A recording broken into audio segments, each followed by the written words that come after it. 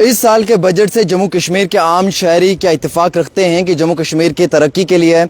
वैसे इस साल के बजट में डेली वेजर्स के लिए रहबरे खेल हो, रहबरे ज़राअत हो, CIC के मुलाजमीन हैं, इनके लिए कुछ भी नहीं है। सर, इस साल के बजट को आप कैसे देखते हैं? क्या इस साल का बजट, जिस बजट से बहुत उम्मीद और तवक्को रखी गई थी, क्या ये बजट जम्मू कश्मीर के लोगों के लिए फ़ायदेमंद साबित हुआ है? देखिए, अगर आप मुझसे पूछ रहे हैं तो मैं आपको एक चीज़ बताना चाहूँगा बड़ी जिम्मेदारी के साथ, ईमानदारी के साथ। ये हाउस पहली बार आया है 7 साल के बाद। इससे पहले भी हमारी स्टेट का बजट होता था।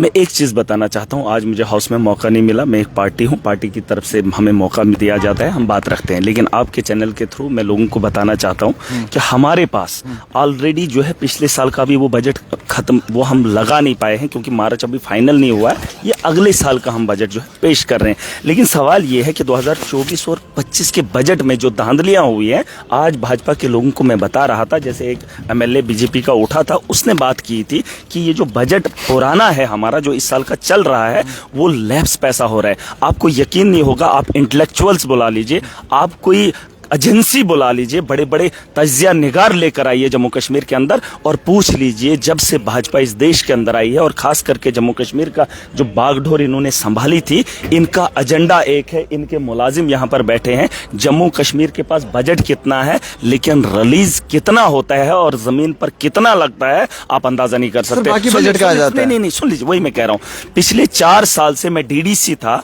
और मेरे डिस्ट्रिक्ट के अंदर, अगर आपको याद होगा कि मोदी जब आया था यहाँ पे DDC के चुनाव हुए थे, उसने 20,000 करोड़ का पैकेज दिया था जम्मू कश्मीर को, एक सौगात दी थी और उस सौगात का हिस्सा महराज मलिक था। 1400 करोड़ रुपया मेरे डिस्ट्रिक्ट में तब आया था जब मैं 2021 के प्लान बना रहा था। तो वहां पर जब मेरे डिस्ट्रिक्ट में 1400 करोड़ रुपया आया था, उस 1400 करोड़ रुपए में से सिर्फ 200 या 300 करोड़ जमीन पे लगा था। बाकी सारा का सारा फाइनेंस लोगों ने लैप्स करवाया था, मुलाजमों को यहां पर रखा था ताकि जमीनी सतह पर पैसा यूटिलाइज ना हो। मैं चाहता था आज सदन में बोलना कि इस साल का हिसाब हो।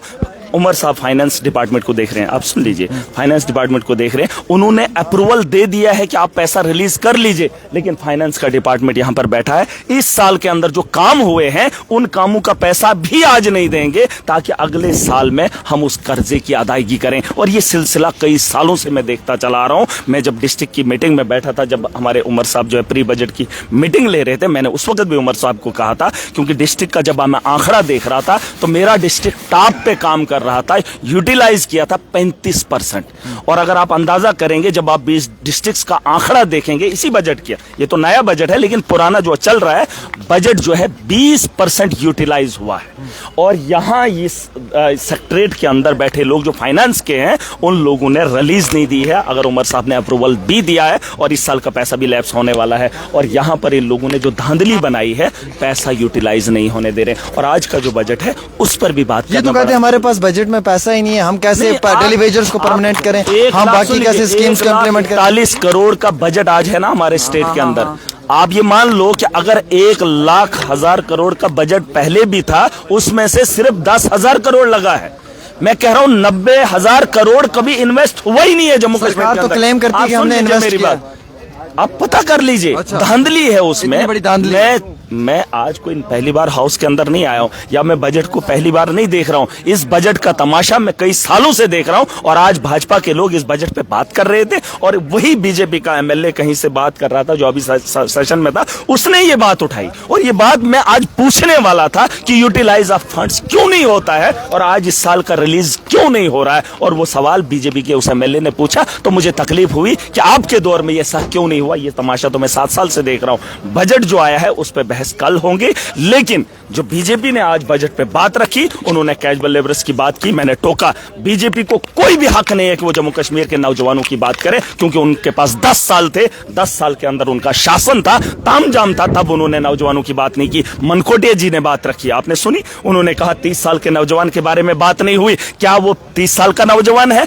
आपके दौर से 10 साल के अंदर मैंने देखा है, मैंने सुना है। जब मैं स्कूल स्कूल में जाता था तो सुने, माचिस की डिब्बी पर एक मंत्री जो है एक आम आदमी को रोजगार देता था। जब उसे पता चलता था इस बच्चे ने 10th किया है, उसे घर से उठाकर लाया जाता था तो सरकारी नौकरी दी जाती थी। और आज ये कह रहे हैं कि 70 साल से नौकरी नहीं मिली। और इनके दौर में पिछले 10 सालों से किसको नौकरी मिली? जिसके पास पैसा था। माचिस की डिब्बी पे मैंने सुना था कि ऑर्डर निकलते थे फलाने डिपार्टमेंट का आपको अपॉइंटमेंट है, लेकिन 10 साल में जो धांधली हुई, और उस बच्चे को बता रहे 35 साल का, मैंने बोला कि वो नौजवान जो पिछले 10 साल से आपको देख रहा है वो आज 45 साल का हो गया, वो ओवरेज हो गया है। आपको बोलने का अधिकार नहीं है। ना आप कैजुअल लेबरर्स की बात करें, ना नौजवानों की बात करें, ना शराब को रोकने की बात करें। उसके अलावा अगर बजट पे बात करनी होगी तो करें। इनके लिए जो है यहाँ सर क्या लगता है कि क्या जो डेली वेजर्स के साथ वादे हुए थे, वोकेशनल टीचर्स थे या रैबरे ज़िरात के लोग थे, उनमें भी बड़ी उम्मीद थी सर? उस पे मैं ये उम्मीद करता हूं कि मैं उमर साहब से बात करूंगा, और अगर परमानेंट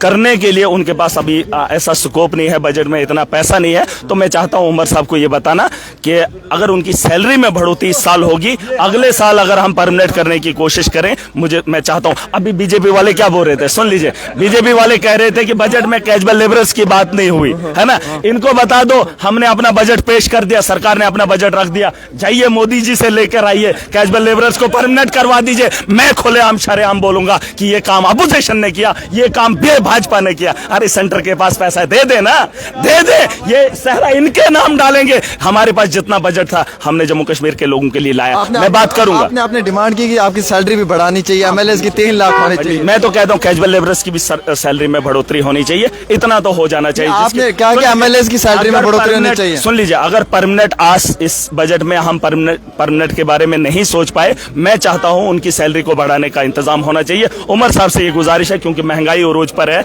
बेरोजगारी उरूज पर है, उन लोगों की उम्मीदें हैं, उनका एक परिवार है, तो उनकी सैलरी में 200 यूनिट सिर्फ एएवाई को ही मिलेगा सर। देखिए, मैं तो आज सदन में बात नहीं हुई, एएवाई की कैटेगरी को लोगों को भी बढ़ाना चाहिए। वो काटने का काम बीजेपी वालों ने किया है, बीजेपी वालों ने किया है। हम उसमें बढ़ोतरी लाएंगे, और मुझे लगता है उमर साहब से जब लोगों को जाली राशन कार्ड भी मिले सर, इसमें बढ़ोतरी की जा सकती है। बीपीएल कैटेगरी तक मैं मांग रखूंगा, और उमर साहब से खुद भी बात करूंगा, राशन उन लोगों तक जो है पहुंचाने की कोशिश करेंगे। सर, आप बीजेपी के खिलाफ बोलते हैं, डंके की चोट पे बात करते हैं सर, कई सारे नौजवानों के पुलिस, अच्छा बीजेपी के साथ। आप मुझे एक बात बताओ, ये बीजेपी नहीं, आप मुझे बताओ, 28 लोग हैं ना बीजेपी के, 28 लोग हैं, ये अपनी बात रख रहे हैं। मैंने इनके सवालों को जमा किया है, मैंने इनके हर एक सवाल को जमा किया है जो इन्होंने आज असेंबली के अंदर डाले हैं पिछले 10 तारीख से पहले।